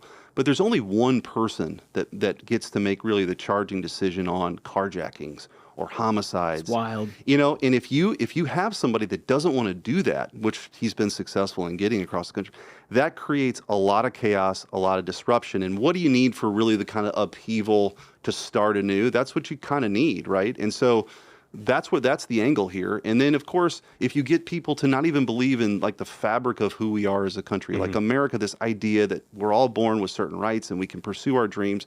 If you attack that and teach the next generation to despise the country, like America is not like some, we don't believe in some blood and soil chant. Like we believe in an idea, and if you tear apart at that's the real concern. Getting back to these, and so I just think it's way more nefarious, and it's played itself out. And a lot of rank and file Democrats that are, voting, maybe they don't feel that way, but certainly the people who are funding this, the people who are now embedded. I mean, you look at they're committed dogmatically, and they're politicizing everything. Yeah, everything. Whether it's now. They're infusing abortion politics into everything. Even in the military, we're talking about, DEI trainings and these like modern day struggle sessions. It's nuts. Well, you can't even go through the 4th of July without getting a lecture about how it's criminal. Well, Cory Bush it's just a total joke. What a wild. I mean, it's so in Missouri you got Josh Hawley, Eric Schmidt, and you got Cory Bush. So anyway, it's whiplash, man. I got to tell you. Yeah. Well, so you're a brick wall against that. You're also a brick wall on the baseball field, my friend. You've presented us with a baseball card. I have. And I haven't signed it yet, but I'm on the table. I'm going to ask for a signature. I think I'm going to too. I'll promptly put it next to my Ken Griffey Jr. rookie card because I believe it has similar value. A rookie this year in the game, the congressional baseball game, you hit a bases clearing triple, basically put the game away. Yeah. It was fun. I had no idea. There were 27,000 people there at Nats Park. Isn't that wild? I had no idea. I was joking. Probably their most well-attended game. And I had no idea, but I was joking with somebody on the team, like, this is what I really wanted to do with my life. Yeah, right. I ended up in the Senate, but playing in the outfield for the Cardinals would have been my dream. But it was fun. And, so 2 for 3, 2 walks. 3 RBIs, 2 runs. Stats guy. Triple, 160 OPS, but who's counting? No. Did you get a little batting practice where you could take a shot at the wall? Well, we had a lot of practices. Yeah. So here's what they don't tell you. Well, yeah, you got to actually work at it. It's 5:45 in the morning. Oh, wow. Which is 4:45 Missouri time. Oh, yeah. And, you know, I was the new guy, and I wasn't rolling in there like a whatever. I was like, you're there to impress. It's like, the Midwestern work ethic. So I was there, and we would take, I think the hardest thing for me was, judging fly balls. It's the first time I've done that in the outfield in decades. Yeah. But we took a lot of BP, and it was fun. And the day of, you got to do BP down on the field before the game. But my family came in town. That's awesome. I had the maiden speech earlier that week. So it was actually a really fun week for me and my family. And then to come through in that moment was fun, too. So we've been talking here amongst the program over the last few weeks and felt like you got robbed from the MVP there. I'm moving past that. Can we talk about the politics of this? There are a lot of great players. I was just there to help the ball club. Yep. Classic Midwesterner. It's the Bull Durham. This is on the bus. Here are the quotes that the W is the most important thing. That's right. Everything I can do. I'm just glad I got a good swing on a good pitch. It was a lot of fun, and I had no idea. And it's mostly House members. There's Joni Ernst was the only other senator on our side. Well, yeah, there's not a lot of Senate guys that are equipped to play the game of baseball. There aren't many in the 40s that in their 40s that want to play. But no, I hope the House guys show you proper deference on the field, though. That's important. I required it. Yeah. No, it was a lot of fun, and there's some great. And I wouldn't have gotten to know those guys, right. Any other way. So it was, as you're first year here, you're getting to know people personally. There's a little cool bonding when you're up shagging fly balls before the crack of dawn. You know what I mean? So it was fun. Totally. Oh, that's awesome. You also, I'd be remiss if I didn't mention you've brought us something here. It's this is a big deal. I've been on the show, but never in this august setting. Right. So we brought a real drink to make the Missouri Mule. The history here is. You've gone above and beyond. So a lot of our guests bring in their favorite bourbon or their favorite whatever. You brought in the full drink. It's a theme. It's the Missouri Mule. Okay. It kicks like a mule. And Harry Truman, this was made for him when he was over in Europe by a famous bartender in England. We've got a little card explaining it with the recipe. This is done. This is the respect I have for you guys. You're out here trying to change the world. The least we can do is bring you a Missouri-themed cocktail. This has got a lot in it. We're talking bourbon, brandy, Campari. You got looks like triple sec or a Contro. This is no joke. You probably 2 is okay, 3. Yeah. Well, I'm the barbecue beer guy generally. So this is again, I was going out of my way here to like the baseball team, make an impression. It's the Midwestern. That's right. Midwestern value. I love that. But you guys know this. Whenever you and I saw each other for the first time when this whole Senate thing was rolling, I was just like, friend of the program. He was friend of the program from day one. I loved it. And look, we've been following you. The one thing that I appreciate more than anybody else is, generally speaking, when you're a freshman senator, you come in, you got to get the lay of the land, figure out where you sit, where the bathrooms are, all that stuff. And it takes a little while to start making an impact. The interesting part about you, as we just discussed, is that your previous work is making such a gigantic impact on the debate that you're currently having in the Senate that it's like you're front and center here. It's an interesting, in a lot of the things that I want to work on, right? This dismantling the administrative state, taking on censorship, big tech, a lot of these issues were things that I got a chance to work on in my previous role that now we need, more structural kind of reform, and that the place for that is in Congress, right? In the Senate. And so, I look forward to helping out and doing everything that I can. I sound like this is the Bull Durham, just helping the team. But no, listen, it's just one step at a time. We do day to day. Yes, it's an honor of a lifetime. My family came up including my parents who are still living. They had never even been to Washington D.C. Right? Oh, is that right? Wow. So for the swearing in, and I was the 2000th on the dot person sworn into the Senate. That whole, you got to really appreciate it. And were you really 2000 on the dot? Yeah. 2000 senator. Yeah. Well, that's something. Yeah. So that was kind of cool. But you think about the hundreds of millions of people who've gone before you, and you're 2000. Yeah. But that's amazing. Yeah. It's again, I grew up in a working class neighborhood. I'm not sure that I ever envisioned all of this. And so I approach it like that, just with a lot of humility and work hard and you try to make a difference. Well, you mentioned your family, and one of the reasons actually we here at the program loved you from the start is because of your family. You have a son with special needs. I've got a daughter with Down syndrome, and what I'm sure you've found that my wife and I have found, you and your wife I'm sure have found, is that you having a child with special needs inevitably sort of catapults you into some sort of responsibility that people who don't have kids with special needs, find themselves in. You're involved, and you got involved in public service. A lot of why you got involved in public service was because of your son. Yeah, right? yeah. It's a as you know, it's a perspective that I'm not sure I would have had otherwise. It's Stephen was diagnosed. So I guess to back up, so Stephen is now 18. He'll be 19 next month. When he was born, I was a lawyer, had just made partner. Things were great. Yeah. And he had a birthmark that looked like an angel wing on his leg. Mm.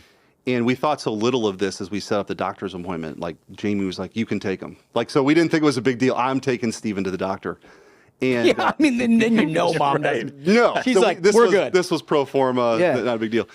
And immediately, the doctor was like, "He has something called tuberous sclerosis probably," and I didn't know what that was. And before we could see a neurologist, I'm on WebMD, and all these sorts of challenges. And he's had to face them all. I mean, Stephen has TS. He's on the autism spectrum. He's completely nonverbal. He's epilepsy, so he's seizures almost every day. Mm. And seeing he had a 4-hour seizure one time, and when you go through that, you do a lot of reflection, right, on what is the purpose here, right? What am I doing? Yeah. And so through that sort of discernment, my conclusion was I need to do something more than what I was doing before. So public service was the way to go do that. And so I served in the state Senate before I was in statewide office in Missouri. And it was really kind of this catalytic event. And Stephen is still to this day, getting a big hug from him, and he's just such an inspiration for me and our family. And anybody who's ever met him, I'm sure it's the same with your daughter. It really, the small stuff doesn't bother you as much. You I think, realize what's really important in life, and you go fight for it. And so Stephen's always been that kind of touchstone for me. Yeah, it's incredible. I'm glad you brought that up, Ashbrook, because there's always been, since the first day we met you, a grounding, right? And this is a very ungrounded business. Yes, I've discovered. Right? Other than Hollywood off the left-hand side of the map, but in a bipartisan way, DC is just everybody's inflating their own egos. You've always kind of had a sense of what you're doing and why you're doing. And it wasn't until I understood your full story, as you just explained, as to how that I couldn't quite figure it out. Because nobody's just inherently the way they are. There's just always a backstory to it. And you have that, which is, I think, going to serve you so well as you're dealing with all these various issues. Always under attack. Obviously, you're a Republican, for starter. Right. But secondarily, you got everybody else trying to sell the book and be on the TV and do all that stuff, and you've always been doing the hard work. Yeah. Well, I'm very grateful. I've have a great family. My parents, and like I said, just sort of where I grew up. I didn't know any lawyers growing up. I didn't, none of that. I thought, I was attracted to law because it gave people, it provided these guardrails for people to pursue their dreams. So I decided that's what I wanted to do. Yeah. And my wife in college, and been married for almost 25 years. And then of course I've got 2 daughters who are awesome, and Stephen's great. So that's the stuff that's really important to me. And then I love this country. Yeah. And I believe in, who we are, which is amazing that now, I think when we were growing up, you could say that and it didn't sound trite. And now that there's a half of this country that doesn't actually believe that. It's nuts. It's really wild, right? It is crazy. And and you get into these hearings, and obviously I'll press witnesses as part of who I am. But it's why some of these things that you see, whether it's, CRT or it really just sort of undermines the fundamental tenets of what makes this country such a great place. That you can pursue your dreams and you can achieve anything. You work hard, and I believe that. Which is true. It's true. It's true. Yeah. And the people who want to undermine they want us to go down a very, very different path. Yeah. And again, it's not unique. Like it's happened forever, and it's happening now in other places. but America's always been this exception, which is American exceptionalism, right? Which has now become to some people a four-letter word too, which is crazy. Yeah. So I just think we got to keep fighting. And so I've never been afraid of those things. And maybe it's part of this, I feel like I know what's important, and, you're going to fight for those things. And I'm willing to go do that. Yeah, well, it's a hell of an admirable quality. Do you find yourself, look, you've always been engaged in the policy. I imagine you're going to more committee hearings than you ever imagined possible and all of that. But do you ever, you're also a student of politics. Do you ever sit back and look at presidential and everything and try to figure out sort of who's up, who's down and all of that? Yeah, sure. It's interesting because I had 3 statewide elections in 6 years. Yeah. That's a lot. And so having a 6-year term. That's a master's degree. Pretty nice. Yeah, pretty nice. And Missouri's, it's interesting because Missouri is, it's sort of a compilation of a bunch of different regions, which is why it was always this ultimate bellwether. It's trended more right, thankfully. Yeah. But, Southeast Missouri is much more southern, and Southwest Missouri is much more like Texas and Oklahoma, and St. Louis looks a lot more like Cincinnati and Chicago and places like that. And Kansas City kind of faces to the west, and Denver, and northern Missouri is a lot like Iowa. So you get a sense when you get around the state, there's different things that are important to different people. And I love that about the job. Yep. I think that, the ability to... It is the one thing that about people who represent Missouri have historically understood is different parts of the country think differently inherently. They've always had a pretty good national voice as a result of what you're talking about. Yeah, you see it. You see it on the ground, and it keeps you on your toes, which is a good thing if you're somebody that's supposed to represent the people. So, yeah, I think there's the 24 election, I think, is going to be pretty wild. I think that's fair. Yeah, and then but it's nice to have a 6-year term, just to be honest with you. Yeah. Where you have a little time to kind of settle in, but do all the stuff that's important, right? Yeah. But as you know, this seniority matters in the Senate, and you're trying to, do things that are relevant and find your place with legislation. Like you said, I think it's a little bit easier for me because I have stuff that I've worked on before that's still relevant in this job. But you're learning too. I think you approach the job with humility. Like there's a lot of things, like I'm on Armed Services Committee. Yeah. Some of these classified briefings that I came to, especially in the first couple months, real eye-opening, I bet. It's eye-opening, especially with China. Yeah. And anybody who's claiming that China is just still some, we just need to sell Big Macs and Nikes and everything's going to be okay. That's not the case anymore. They are, they mean business. They have militarized islands that they have built with anti-ship and anti-aircraft weaponry, and they're playing in space in a much more meaningful way than people think.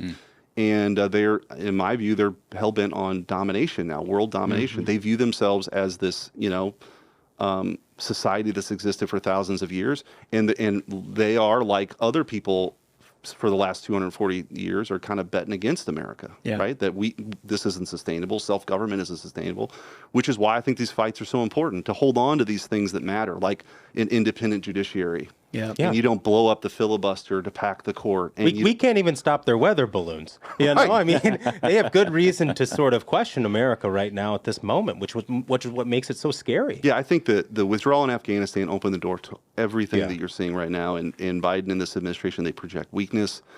And whatever you think about it, that matters on the world stage. That's how people like, dictators across the world, they view things. Is America strong? Will they respond? All those kind of calculations that people make are really important. And this administration is not up to the task. So I think it's up to us to make sure that we're prepared for these things. And I just think what's going on in space and what's happening in the Indo-Pacific is, we better be ready for it. Yeah. So it's a really good point. You're getting to know everybody, right? And you spend, in those long vote days, you spend time like walking around the Senate floor and seeing people you never talked to and chat.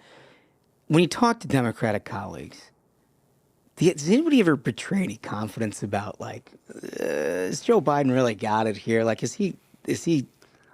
I think they he's he's their guy, so they're somewhat limited probably in what they can say. But you see some disagreement, and honestly, some of the cracks are, I'm on the Commerce Committee too, and Gigi Sohn was one of the first hearings, and I was really pressing. You got some sweet committee assignments, by the way. No, And by the way, for me, they're important because they're actually a couple of things the federal government is supposed to do. Like, regulating interstate commerce is actually and protecting the country. That's like the federal government does a lot of stuff it shouldn't do, but those are somewhat relevant. And but she was before the committee, and she's a radical, and she was going to use that position for her own point of view, not like what she's supposed to be doing.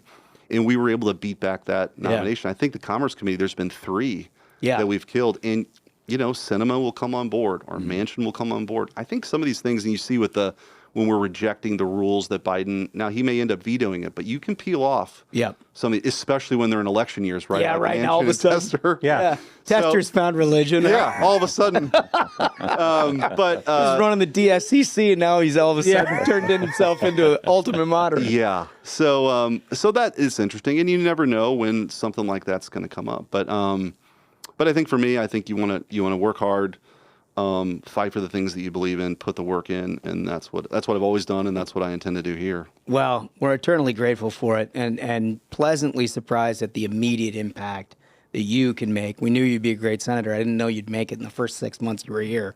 Is that just because the Missouri Mule arrived here? Yeah, that's 100%. I appreciate that. It's 100%. Anytime you bring multiple bottles for us, you get especially nice comments. That's right. Well, and talk about a gust, like the whole recipe here. Yeah. And this is the real deal. Yeah, no, it's a nice card stock. Yeah, it's a nice card stock. Thick card stock. What's the weight on this? That's right. Can we do a surprise question here? Sure. Oh my gosh, one okay. surprise question. Yeah. You've been on the show before. You've already done the traditional 3 questions. Oh, he loves this. I know. But we do have one more. Okay, yeah. That is sometimes asked of our greatest friends. Okay. And that is, what is the biggest animal that you think that you could take mano a mano? And we're talking bare hands. Can I have a selection of? Can we have a few that you have in mind? Well, some people say like a wolf or a coyote. Some have said a horse. Well, Smug says a horse. He's the only one that says Smug says a horse. Yeah. Chris Christie thinks he can take a wolf because he keeps piano wire in his pocket, like everybody from New Jersey, I guess, apparently keeps a piano wire in their bag. I think the whole range. Maybe a boar. I think a kangaroo. Oh, wow. Kangaroo. Can we talk? Listen, they're tough. They are. And they jab. The jab is they got a killer jab. But I think you strike first, and then you never let that kangaroo up. Do you get inside? You got to get inside. Yeah, you got to get. And now listen, I got the reach. Yeah, I was gonna say. I'm 6'6". I got a little reach, so I think I get the first shot in, and then I got to get the roo on the ground. Yeah. You got to steer clear of those hind legs too. It feels like those got a power. Yeah, if you give that animal free range, I mean, you got problems. So you got to get it on the ground first. So I think it's a tough animal. I think that you'd be proud to take down. Oh yeah. You know what I mean? Because size 100%. Sometimes, like a horse. I mean, if you're behind the horse like a mule, you got problems. You're gonna get smoked. Yeah, but I do love the conversation about. I mean, you guys are onto something with the killer whales. Yeah. I mean, you're onto this. See, I knew he would be onto this. Yeah. They're coming after us. Yeah. They're all coming after us. Yeah. The whales sinking boats. What's the full rundown? Smash. Well, there was a dog that shot its owner. There was a hog that killed its butcher. There's a band of monkeys that are throwing toddlers off of roofs in Asia. Yeah. And now killer whales are coming alongside small boats in the North Atlantic, and they're knocking them out. These just simple Scottishmen are out trying to catch something. Trying to provide for their family. And killer whales are living. Well, I mean, if we want to be energy dominant again, bring back the blubber and the whale oil. That's exactly right. It's a renewable resource. It's America First policy position. Yes. I love that. Well, you heard it here first. We've got maybe an original co-sponsor on the blubber for America. The infamous blubber amendment. Oh, I love it. Eric Schmidt, you are welcome here anytime, pal. Oh, by the way, I have to share one story. What do you got? Please do. So I'm making calls. I think this was after the primary, and you have to have the resources to get your message out. And I call. It was somebody from around here. I don't even remember who it was, but I'm on the. I call and said, "This is Eric Schmidt." Oh yeah, no. So talking about the race, and his wife is in the passenger seat. He said, "Oh my God, I love Eric Schmidt. He's on Ruthless. That guy's awesome. I love the show." So it helped me. Like, you guys have no idea the impact you have. But I don't think this guy really knew me from Adam, but the wife did from the podcast. You're like, sounds like a double max then, huh? Right. It's going to be tough. A run against a self-funder. Yes, absolutely. That's great. I love that. Well, we seek to provide. Yes, and you guys do. So you're the best. Thanks a bunch for doing this. If people want to follow along with your work, your Senate website, obviously. Yep. You have a campaign website as well. Yep. Schmidt for Missouri, or Schmidt for Senate, and then we have and them on the Twitter machines, and the Insties and the Facebooks too. All right. _Schmidt. So it's important work. You gotta follow along because this guy's making waves very early in his Senate career. Eric Schmidt, thanks for joining us. Love it. Thanks, guys. Man, he's great. He's great. It's just. Look, it's nice to have guys like this. It sort of reinforces your belief that we're still sending really solid, smart people who can do the job to Washington. We're sending our best. We are. I mean, in this case, we really did. And that's debatable. It might not be true for all of them there. Yeah. But I mean, not only is the guy super smart, but very humble for everything that he's accomplished in such a short tenure thus far. Incredible story, incredible work as an attorney general. He's parlayed that into somehow convincing people to get on like all the great committees and then using that to sort of forward the work that he was doing as AG. I mean, guy's every bit of 6'6", by the way. Yeah, he could dunk. He might be the tallest guy in the chamber since J. Rockefeller. I didn't ask him that. I wanted to talk about if he could dunk. Oh, there's no doubt. I mean, he was no tall enough that Wolf had to adjust his camera when he sat down. Wolf, did you have a problem getting him in screen?